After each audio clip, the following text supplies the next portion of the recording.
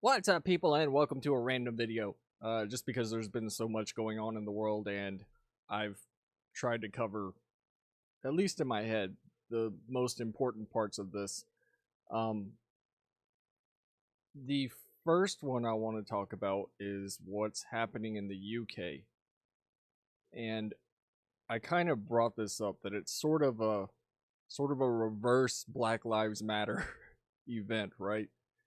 And it's a result of what happens when people feel disenfranchised by the government, right?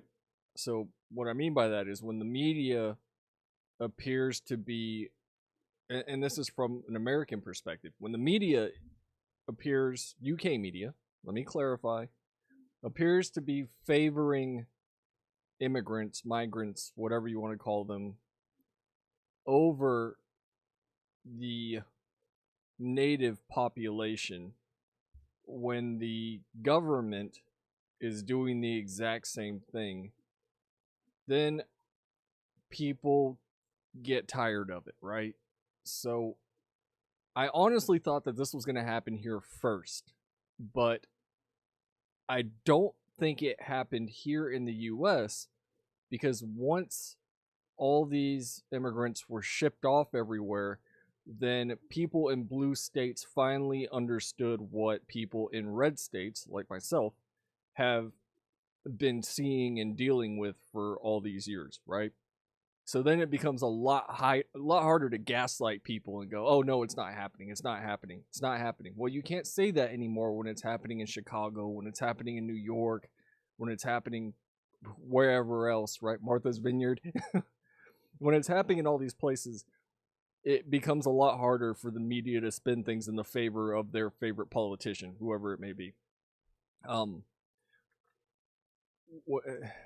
Another thing that sort of come from this is when you look at what is happening with Kamala Harris's campaign, where all of a sudden, all of these influencers are coming out of nowhere, all this money is coming out of nowhere, all this support is coming out of nowhere, and even then you have people going, all right, what the hell, this doesn't make any sense, right?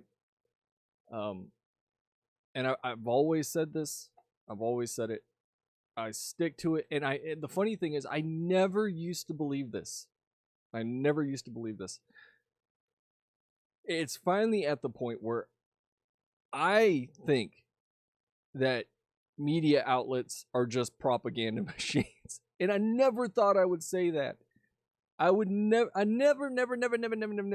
never thought I would get to the point where I say I think that mainstream media is the enemy of the people.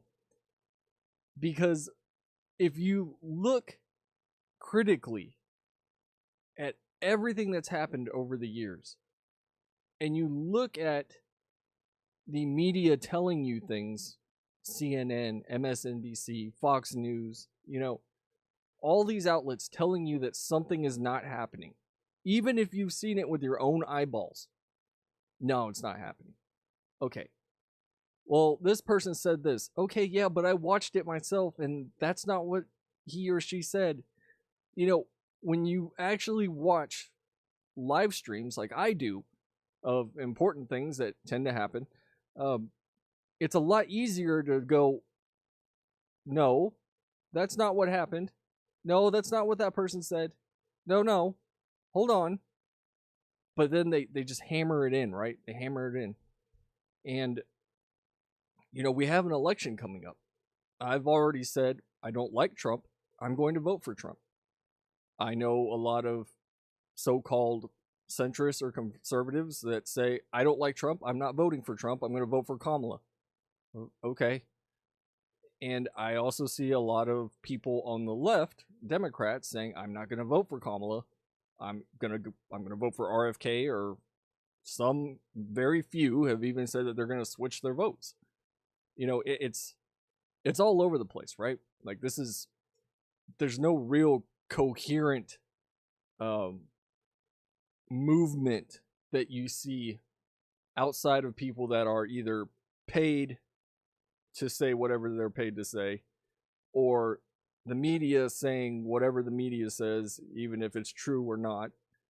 And it I don't understand how people can say, "Oh, we need 4 more years of Democrat policy," right? And the first thing that people would say is, "Oh, well, Biden was just fixing whatever Trump did, right? Over the last 4 years. Oh, he's just been fixing it. He's been fixing it. You know, you can't fix it. It takes time. It takes time." Yeah, okay, but how much time? Because there's an overwhelming sentiment that things are getting worse, right? Speaking for myself personally, working in the oil and gas industry, everything is shit right now. And it just is. It's shit. You know, everybody talking about groceries being expensive. I mean, the stuff that I used to spend $150 on, now I'm spending $250, close to $300. Gas prices, which luckily, living in Texas, our gas prices aren't that ridiculous, but other places I know they are. Cost of living in general, you know, housing prices are absolutely ridiculous right now. Like, I don't understand who is buying these $300,000 plus homes that are out in the middle of, you know, what could or could not be called the hood. You know, I'm just saying, you don't have a grocery store anywhere near you, but you got like 5 liquor stores right down the road. And there's these cookie cutter 300K, 400K houses just popping up everywhere, left and right. You know, and people will be like, "Oh, well, that's gentrification." Yeah, but there's nothing around there. What are you gentrifying? The land? And I'm pretty sure that's what they're doing. They're probably going to put these things up. Eventually, they're going to stop building them, and then they'll put something else there. Because a lot of those houses are just sitting there empty. Because who the hell is going to buy a $300,000 home right now? I can't. I like to think that I do well for myself, but I can't afford a $300,000 home, right? So, what did we talk about? We talked about housing, cost of living. We talked about gas prices. We talked about what else? There was other stuff. You know, it's kind of hard to do this on the fly when I've already said my thoughts, and now I try to come back and reiterate them. Stuff about the border. One of the other thing is soft on crime policies. There's a lot of places that are just getting completely wrecked by letting criminals do whatever the fuck they want. It's just how it is. You look at Seattle, you look at Portland, you look at what's that street in Pennsylvania where the people are falling over because they're on drugs. You know, places like that. You see that and you go, I don't want that to happen where I live, right? It doesn't make any sense. Then you look at all the stuff that's happening overseas. I am one of those people that's like, hey, if it ain't our fight, I don't want to be in it, right? And it just boggles my mind that all these politicians, on both sides in this case, want to spend billions and billions of dollars of money that we don't have, and if we do have it, it damn sure isn't going to us, on things that are happening overseas. And you'll have people chomping at the bit saying, no, we need to send them more money, more. Send all the money. And it's like, okay, but what about here? What are we doing to improve things here? Because I haven't seen anything improve as of late at all.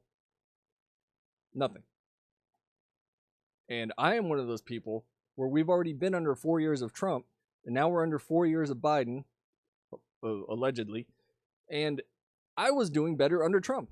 I don't like the guy. You can call him a crook, you can call him a criminal, you can call him whatever. You can call him any name in the book. The fact of the matter is, we weren't in any wars. I was better off financially, even during COVID. And now everything's in the shit. And people keep saying, no, you need another 4 years of Democrats. You need to keep voting for Democrats. You need 4 more years. 4 more. We'll get it right in 4 years. At the end of the next 4 years, I might be homeless. What do you mean we need 4 more years? We need things to be fixed right now. Right now. And it remains to be seen if Trump is the one to do that. I don't think Kamala is the one to do that. RFK, maybe, maybe, maybe. But I do not see because she's going to carry the same administration into, her term if she gets elected, and we're going to be stuck in the same exact situation that we're in now. And all I see of these people saying you need to vote for Kamala is hopes and dreams and copium. That's it. You can go to her website. There's nothing there about policy. Policy matters. Policy matters. I know what Trump's policies are. I don't know what Kamala's are. And all the stuff that Biden said he was going to do, he hasn't done. So what's left? And you can hate the guy. I don't like him. You can hate the guy. But I think we'll survive another 4 years. And hopefully things get back to normal. I did a poll where I asked from Bush's term up until now. So we got Bush, we got Obama, we got Trump, we've got Biden at the end of this, right? And that poll, the results that came back, and they might be skewed based on the people that I follow, everybody says Biden. And honestly, I say Biden. If I could vote on my own poll, I'd say Biden. Because growing up, not until Trump got elected did I think that racial tensions and racial divisions are getting progressively worse. See what I did there? Progressively worse. When I grew up, late 80s into the 90s, in the 2000s, nobody gave a shit about skin color. Nobody gave a shit about, diversity, equity, and inclusion and all this other bullshit. Nobody cared. You were just people. And now you have increasingly more people that are identifying as Marxists and communists and this, that, and the other, that hate where they live, that hate this country, that think we're the worst thing ever, telling you, oh, no, you have to care about skin color or sexual preference or anything of that nature. And, that's how you judge people. No, that's not how you judge people. You don't judge people by their race. You don't judge people by, their sexual identity, trans, gay, lesbian, whatever. That's not how you judge people. You judge people by the content of their character, which is what I was taught. And I think we would all be better off if we went back in that direction the way things used to be, where now everybody's not at each other's throats based on how they look or where they're from or who they're with. And it's scary. It's scary. I genuinely don't see how we're going to do another 4 years of this. I don't. And now with the tensions in the Middle East and Russia and Ukraine, or I don't know what, nobody even knows what they're doing out there anymore because the media isn't really covering Russia and Ukraine outside of them asking for money. The shiny new thing is over here now with Israel and Palestine. And I understand why people think we need to be involved, but I don't think we should be involved until we fix our own house. You know what I mean? These people have been fighting for thousands of years. They're going to keep fighting for another 1,000 years. What can you do? They're not magically going to start getting along. And, going back to my original point of what's happening in the UK, this is a result of when you force things. When you force, and I know this is going to sound bad, and I'm trying to think of the right way to say it. When you force people to be tolerant, when you force people to be accepting, when you force people to, I don't know what, when anything is forced, as the UK, it appears that they're pushing so hard for, where it's like, no, you have to be accepting of migrants and this, that, and the other, right? Over the local populace. when you tell people that they have to do something while at the same time you're simultaneously taking their voice away, then you run into the problems that you have now over there, right? And I get it. And I'm not saying that everybody needs to be a xenophobic, bigot, racist that fucking hates migrants, whatever. You know, immigration is amazing if people follow the policies, if it's done right. And if when you just start letting everybody in just for the sake of letting them in, prior to that, it was people wanting to get away from something and wanting a better life for themselves or their children or grandchildren, whatever, for their families. And there's a sense, and I know this because I've said it before, I'm half Hispanic, I'm half Mexican. My dad's white, my mom's a full-blown Mexican. My grandparents came over when the U.S. was racist as fuck in the 50s. And even then, they came over the right way. When my grandfather came over from Colombia and then joined the army, you know, went to Vietnam, came back, and that man is incredibly proud of this country. He hates socialists. He hates Marxists. He hates communists. And by proxy, I don't like him either. But he loves this country. And, you know, when you're letting people in that don't love the country, that are just, you know, trying to get away from something else or just be like, oh, I'm going over there now, right? When there's no real struggle or real intention behind somebody immigrating to somewhere else, then you get what we have now in the UK, even here in New York, in Chicago, places like that. And let's not forget that Biden and his administration were the ones that said, yep, come on over. It's wide open. We're not going to stop you. Come on, let's go. And look at where we're at in the US. The UK did the same thing, and now it's at a boiling point, or I would say it's at a tipping point based on the last couple days. And, you know, the government just goes, oh, all you people that are here that don't like it, no, you're the bad ones, right? You're the bad guys. And our own government was doing it here up until they couldn't anymore because people were so pissed off. You know it's bad when black communities in Chicago were going, hey, you're helping these people more than us. Same thing in New York. You're giving them all this shit. You're helping them. Why aren't you helping us? And that's not right. I mean, if you can tell me one country in the world that just has wide open borders that lets anybody come over and do whatever the fuck they want, I will eat my words. I will eat crow. Because I can't think of one. Because nobody does that. That's not how things work. It's not how that works. So, yeah, I think this election is going to be very important. And I have never...